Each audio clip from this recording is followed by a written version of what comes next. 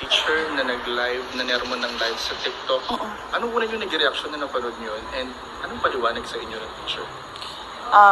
Ang una kong naging reaction is tao lang, yung teacher, lahat tayo umaabot sa punto na nagagalit tayo, lalo pag na-frustrate tayo.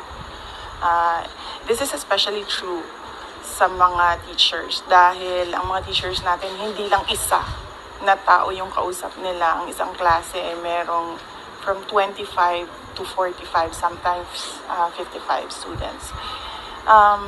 Nakita ko yung explanation niya, and then sinabihan ko ang regional office natin na there will be no penalties for the teacher. Just to remind the teacher that if she is angry, she has to pause, itigil mo na yung klase, and when she's not angry anymore, saka siya